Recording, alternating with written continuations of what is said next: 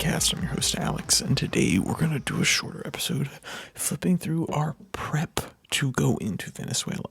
And our prep is the United States prep, and go into Venezuela is the possibility of covert, if not outright, military action. You may be thinking, Alex, whoa, that sounds absolutely crazy. What do you mean? Well, the build-up around Venezuela feels like one thing now. Is it exactly the same?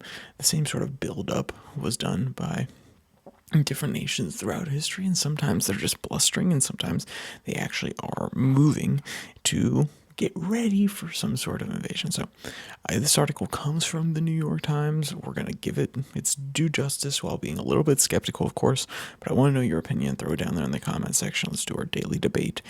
If we were to go to war with Venezuela, would we be able to topple Maduro and be able to achieve our goals in a short period of time? Let's say, less than a month.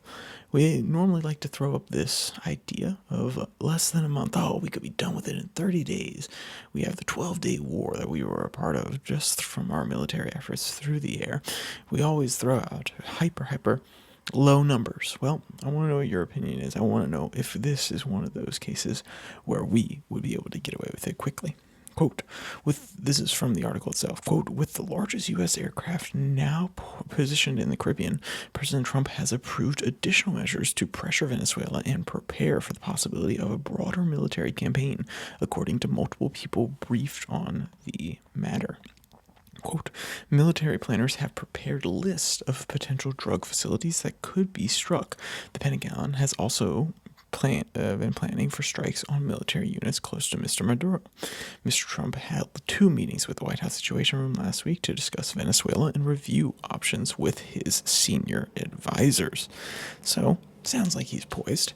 And I think out of all the political strategy on the global stage that Donald Trump does, this one is probably the most poised to fall in his favor of bluster and negotiation. That's not to say that other places have not had that exact same push and pull. It's not to say that he hasn't done this before, that it's been successful. During the first administration, the posturing he did towards Israel, and then this allowed him to pressure / at least work with other nations in order to sign the Abraham Accords. So this tactic has worked before, and it seems like he's lining up something similar here. Quote, Venezuelan officials have told the Americans that Maduro might be willing to step down after a transition of 2 to 3 years, according to people briefed on the matter. Any delay in Mr. Maduro giving up power is a non-starter with the White House. End quote. And the reason that seems to be important is because it's not just bluster, it's not just talk, it's not just information making it back to the U.S. officials. It seems as though there's basically been a back channel open this entire time that we've been increasing the military pressure as well on Venezuela, and that may have been one of Maduro's key claims, which is, we'll give you access to the oil wealth, and I'll be willing to step down. Just give me a few years to transition out of the position. And apparently, the White House came back and said, whoa, nope, not a starter. Once again, this is all apparently. I wasn't in the back room having that conversation. I wasn't in the back channel, and I highly doubt anybody from the New York Times was directly in that room. They may have had people in that room that they've talked to, but this is all secondhand knowledge, secondhand information.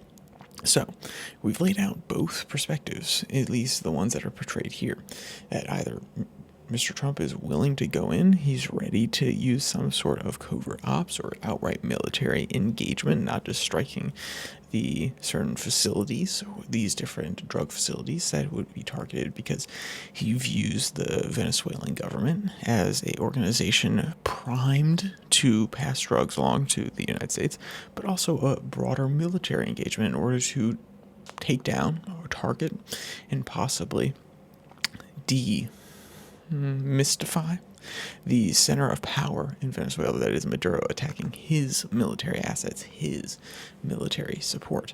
And then the other perspective, that he's actually, Donald Trump and the U.S. military are trying to push them towards the negotiating table to meet their terms. What do you think is more likely? there's a lot more to this article, and I want you to go read it. It's going to be linked in the description below, that like and subscribe button. Before you go there, though, make sure you write your comment as to which you think is more possible. I think both are possible. I think Donald Trump believes that option B is more likely, and yet he's priming for option A as well. So we'll see. I think there are other people around him. I think Marco Rubio is ideologically opposed to the Maduro regime, and this is something that a lot of people in Florida are used to hearing about, talking about. Their families are from these areas. They've felt the pressures of these different socialist nations, or in general, they've just felt the pressure of living underneath a dictator. They're directly affected by this. They may still have family members there. This is something that's material to them, and Donald Trump may care as well. I think the drug angle is what really brought him in.